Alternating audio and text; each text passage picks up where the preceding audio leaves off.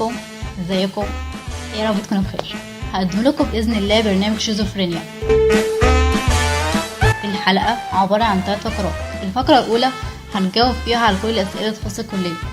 لو انت في اولى ومش عارف يعني ايه ساعات معتمده وتشريف وعاوز تعرف اكتر عن الكليه، لو بتواجهك مشكله في الكليه وعاوز ليها حل، سيب اسئلتك في الصفحه او في اسك واحنا هنرد عليها باذن الله. الفقره الثانيه هتكون رسائل فرحه. ايوه، يعني ايه رسائل فرحه؟